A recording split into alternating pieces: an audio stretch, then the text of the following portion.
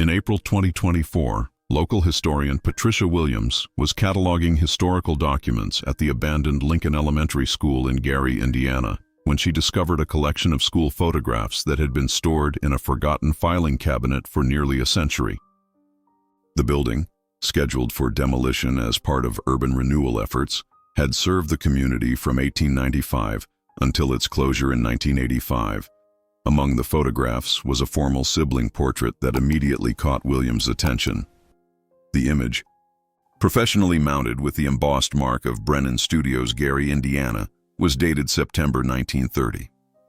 It showed two children posed in the simple, dignified style typical of school photography during the early years of the Great Depression.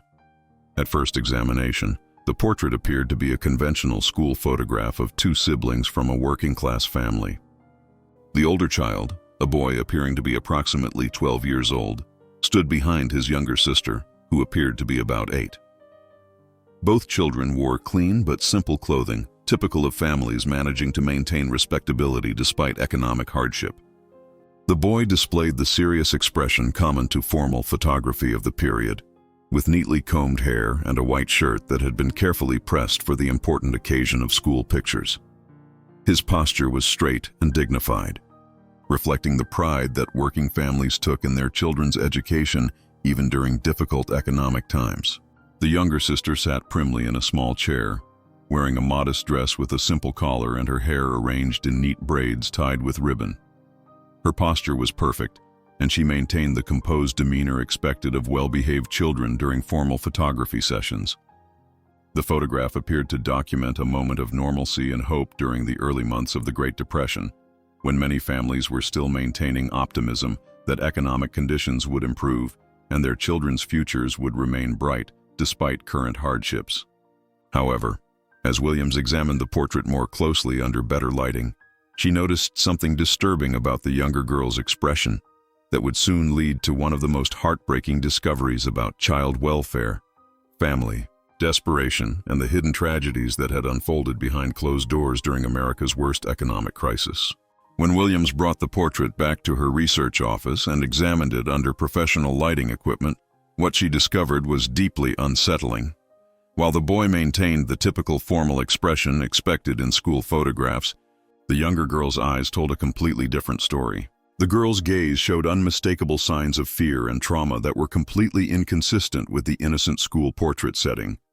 Her eyes displayed the haunted quality typically seen in children who had experienced significant violence or psychological abuse, conveying a level of terror and anxiety that seemed impossible for an 8-year-old child. Most disturbing was the contrast between the girl's carefully maintained posture and facial expression versus what her eyes revealed. While she sat properly and maintained the composed demeanor expected during formal photography, her eyes showed the unmistakable signs of someone living in constant fear of violence or other threats. The fear visible in her expression appeared to be directed toward something or someone outside the photographer's view, suggesting that the source of her terror was present during the photography session, but not captured in the image itself. Her gaze seemed to be tracking something with the hypervigilance typical of children who had learned to constantly monitor their environment for signs of danger. Williams also noticed subtle physical indicators that supported the evidence of trauma visible in the girl's eyes. Her posture, while formally correct, showed the tension of someone prepared to flee or defend herself at any moment. Her hands were positioned in a way that suggested defensive positioning rather than natural relaxation. The boy's expression, by contrast, showed what appeared to be protective awareness and concern for his sister, suggesting that he was conscious of her distress and possibly attempting to shield her from whatever threat had caused her obvious terror. Williams photographed the portrait from multiple angles using high-resolution equipment to capture every detail of both children's expressions and positioning. When she enlarged the images, the evidence of the girl's trauma became even more apparent, revealing a level of psychological distress that suggested she had experienced severe abuse or witnessed traumatic violence. The discovery prompted Williams to begin researching the photograph's origins and the children's family background, leading her into an investigation that would uncover one of the most tragic examples of how economic desperation had created conditions for child abuse and family violence during the early years of the Great Depression. Williams contacted Dr. Michael Chen, a social historian at Indiana University, who specialized in Great Depression-era family dynamics and child welfare systems. When Chen examined the portrait, he immediately recognized signs that suggested the photograph documented something far more serious than typical economic hardship. The girl's expression shows clear indicators of severe psychological trauma, Chen explained as he studied high-resolution images of the portrait. This level of fear and hypervigilance in such a young child suggests she had experienced or witnessed significant violence. The fact that this trauma was visible during a formal school photograph indicates the severity of her psychological state.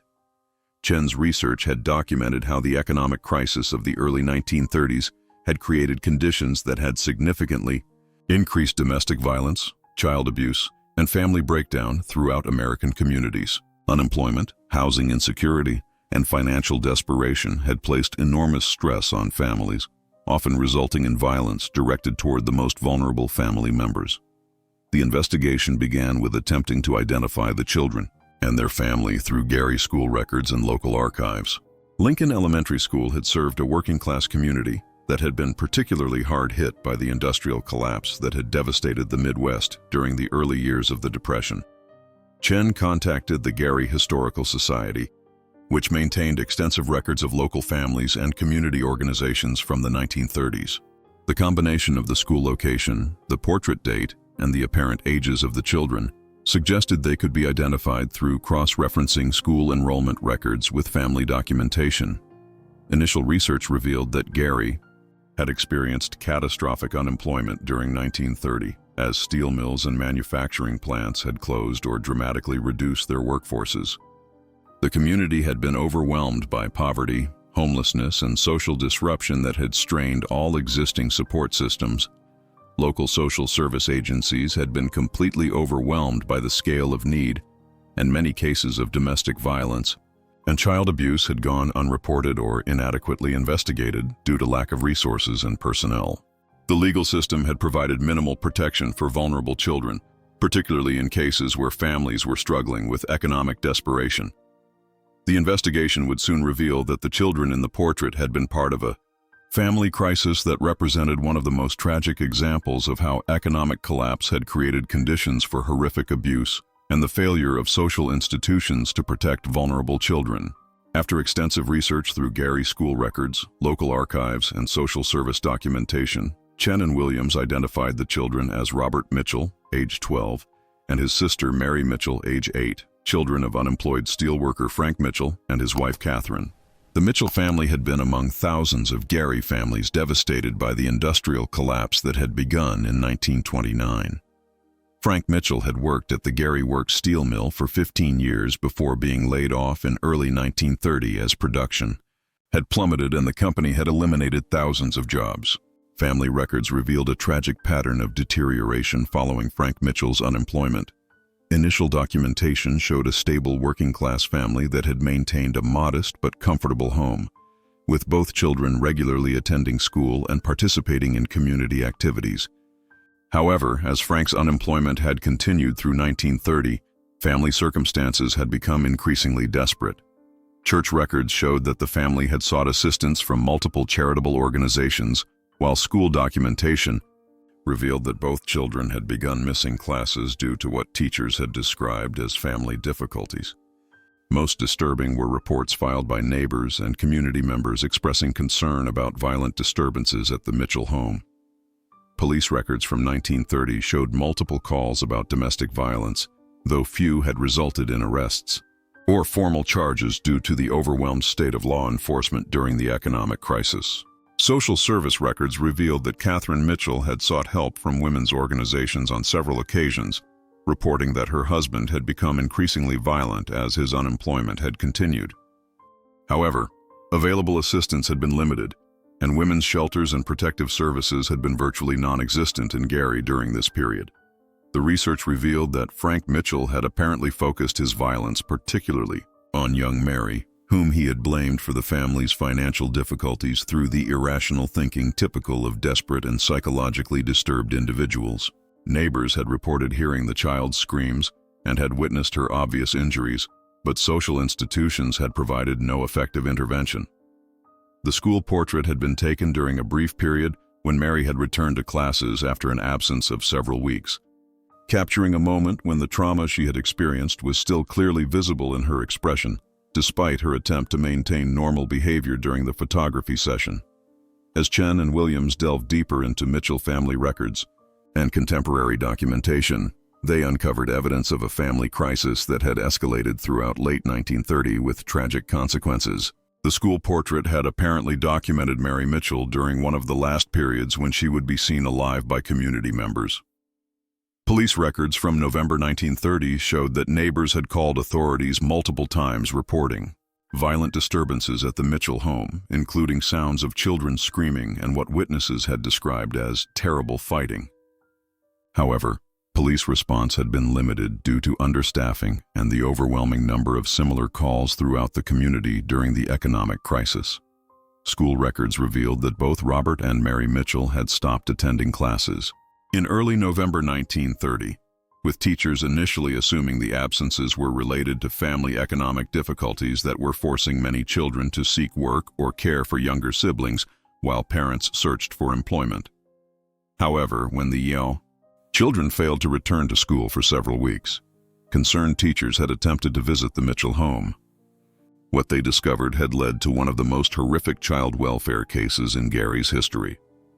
Documentation from Gary Social Services and police records revealed that Frank Mitchell had apparently suffered a complete psychological breakdown during late 1930, resulting in increasingly violent behavior directed primarily toward his daughter Mary. Catherine Mitchell, herself a victim of domestic violence, had been unable to protect her children despite repeated attempts to seek help. The tragedy had culminated in early December 1930 when neighbors had called police after hearing prolonged screaming from the Mitchell home. Officers had found Mary Mitchell severely injured and had arrested Frank Mitchell on charges of child abuse and domestic violence. However, the limited medical facilities and social services available in Gary during the Depression had been inadequate to provide the intensive care Mary needed. She had died from her injuries 3 days after being found, while still under medical care at the overwhelmed county hospital. The school portrait had preserved the only remaining visual evidence of Mary Mitchell's psychological trauma, capturing the fear and terror she had experienced during the months leading up to her death. Her expression had documented the failure of social institutions to protect a vulnerable child during one of America's most challenging economic periods. The investigation revealed that Robert Mitchell, the older brother shown protecting his sister in the school portrait, had survived the family tragedy but had carried physical and psychological scars for the remainder of his life. His story provided insight into how surviving family members had coped with trauma during a period when mental health services and support systems were virtually non-existent. Following Mary's death and their father's arrest, Robert had been placed in the care of his maternal grandmother, who lived in a small rural community outside Gary. Church records and family correspondence revealed that the grandmother had attempted to provide stability and care despite her own limited resources and the ongoing economic crisis. However, the trauma Robert had experienced witnessing his sister's abuse and his own survival guilt had created psychological problems that had affected him throughout his childhood and adolescence. School records from his new community showed academic struggles and behavioral difficulties that teachers had been unable to understand or address effectively. Robert had apparently never spoken publicly about his family's tragedy, even as an adult. Military records showed that he had enlisted in the Army during World War II, serving with distinction in the European theater. However, his service records also documented episodes of what would now be recognized as post-traumatic stress disorder, though such conditions were not understood or treated effectively during the 1940s. Following the war, Robert had settled in California, where he had worked as a mechanic and had maintained a quiet, private life. He had married and raised children of his own, but family members later recalled that he had never spoken about his childhood or his family background in Indiana. Robert's descendants, when located by the research team, revealed that he had died in 1987, without ever discussing the traumatic events of his childhood. His children had grown up knowing almost nothing about their father's family history or the tragedy that had shaped his early life. The discovery of the school portrait provided Robert's descendants with their first understanding of their father's childhood trauma and the reasons for his lifelong reluctance to discuss his early years. The photograph offered visual evidence of the protective relationship he had maintained with his sister and the trauma that had influenced his entire life. Robert's story illustrated how surviving family members of Depression-era domestic violence had often carried their trauma in isolation, without access to mental health services or community support that might have helped them process their experiences and heal from their psychological wounds. Chen's research expanded to examine the broader social and institutional context that had enabled the Mitchell family tragedy, revealing systematic failures in child welfare, domestic violence prevention, and community support systems during the early years of the Great Depression. Gary's social service agencies had been completely overwhelmed by the scale of need created by mass unemployment and economic collapse. Case records revealed that social workers had been handling impossible caseloads while operating with minimal funding and resources, making effective intervention in domestic violence cases nearly impossible. The legal system had provided virtually no protection for victims of domestic violence or child abuse during this period. Police departments were understaffed and poorly trained for handling family violence cases, while courts typically treated domestic violence as a private family matter rather than a serious crime requiring public intervention. Medical facilities had been equally inadequate for addressing child abuse cases. Gary's hospitals had been overwhelmed with patients suffering from malnutrition, industrial accidents, and diseases related to poverty, leaving minimal resources for treating victims of domestic violence or providing the specialized care needed by traumatized children. The research revealed that the Mitchell case had been typical rather than exceptional during this period. Gary's social service records documented dozens of similar cases where economic desperation had contributed to family violence, child abuse, and tragic outcomes that might have been prevented with adequate support systems. Educational institutions had recognized signs of child abuse and family violence but had lacked training, resources, and legal authority to intervene effectively. Teachers and school administrators had often been the only community members with regular contact with abused children, but they had no systematic methods for reporting concerns or connecting families with assistance. Religious organizations and charitable groups had attempted to provide assistance but had been overwhelmed by the scale of need and had lacked coordination with other agencies. Many cases had fallen through gaps between organizations, leaving vulnerable families without effective help during crisis periods. The systematic failures that had enabled Mary Mitchell's death had reflected broader weaknesses in American social institutions during the early Depression years, when economic crisis had created unprecedented need at the same time that government and community resources had been severely constrained.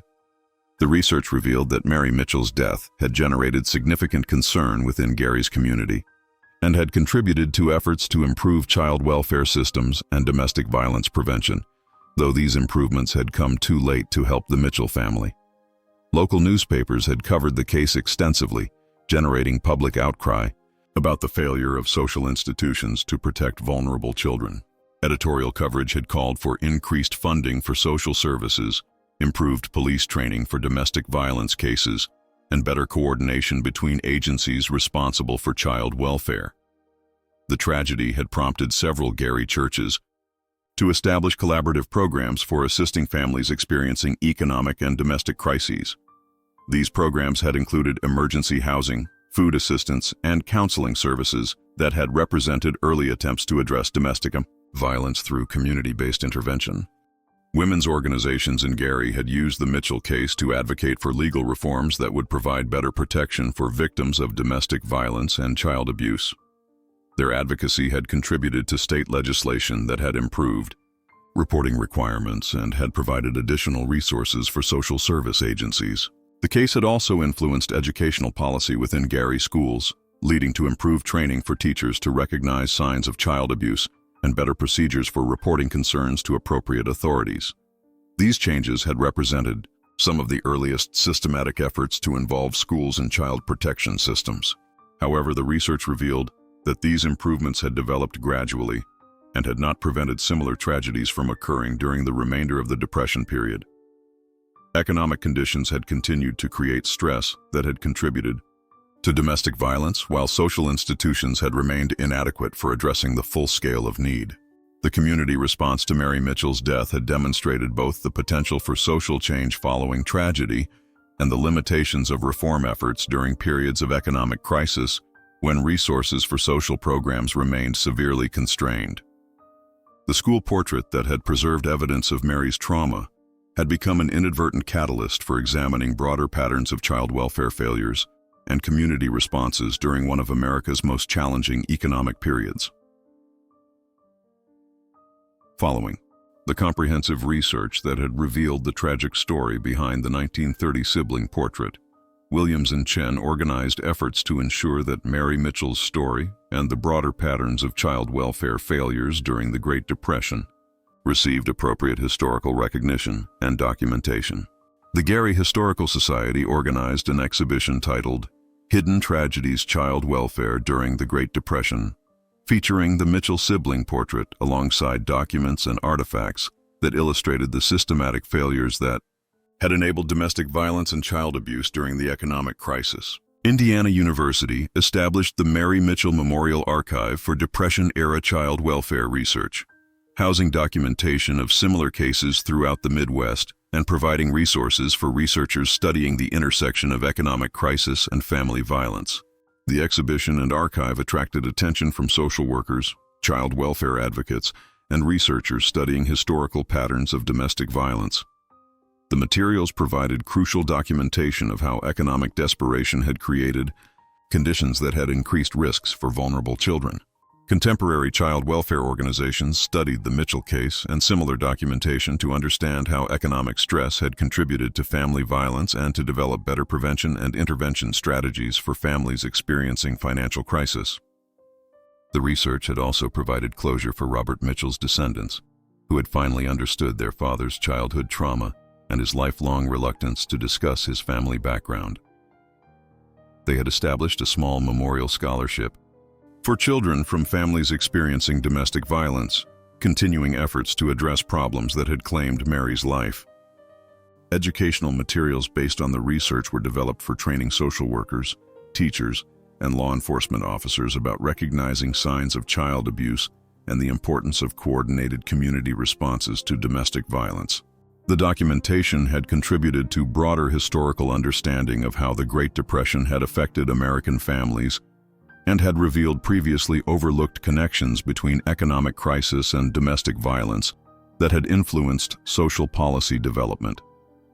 The 1930 portrait that had initially appeared to be a simple school photograph had become a powerful symbol of the hidden tragedies that had occurred during America's worst economic crisis and the importance of maintaining effective social institutions for protecting vulnerable children. 5 years after Patricia Williams first noticed the haunting expression in Mary Mitchell's eyes, the discovery has transformed understanding of child welfare during the Great Depression and has contributed to ongoing efforts to prevent similar tragedies in contemporary American families. The sibling portrait now serves as the centerpiece of the National Child Welfare Historical Archive, where it educates social workers, researchers, and policymakers about the connections between economic stress and family violence. The image has become an icon representing the vulnerability of children during economic crises and the importance of maintaining strong social safety nets. Dr. Chen's comprehensive study, Hidden Victims: Child Abuse During the Great Depression, has become essential reading in social work education and child welfare policy programs. The book has influenced contemporary understanding of how economic stress affects family dynamics and has contributed to the development of prevention programs for families experiencing financial crisis. Contemporary child welfare agencies have studied the systematic failures that had enabled Mary Mitchell's tragedy, using this historical analysis to improve current practices for identifying and assisting families at risk. The research has contributed to better coordination between schools, social services, and law enforcement in addressing domestic violence cases. The Mary Mitchell Memorial Scholarship has supported the education of dozens of young people from families affected by domestic violence, providing opportunities that honor Mary's memory while helping other children overcome similar challenges. Recipients have often gone on to careers in social work, education, and child advocacy. For Mary's surviving family members, the discovery has provided both painful knowledge and meaningful closure. Robert Mitchell's children and grandchildren have finally understood the trauma that had shaped their father's life, and they have found ways to honor both Mary's memory and Robert's resilience in surviving such devastating childhood experiences. The portrait serves as a powerful reminder that children's suffering often remains hidden behind facades of normalcy, and that economic crises can create conditions that place vulnerable family members at increased risk of violence and abuse. As visitors study the 1930 school portrait today, they see beyond the conventional poses of two siblings to recognize the terror in Mary Mitchell's eyes, evidence of trauma that had been invisible to the social institutions responsible for her protection. Her haunting gaze serves as a lasting call to action for maintaining effective systems that can identify and assist children experiencing abuse. The story demonstrates that historical photographs can preserve evidence of social failures and human tragedy that might otherwise be forgotten, providing lessons that remain relevant for contemporary efforts to protect vulnerable children and families. Mary Mitchell's eyes continue to witness for all the children whose suffering had remained hidden during America's most challenging economic period, reminding us that the true measure of a society lies in how it protects its most vulnerable members during times of crisis.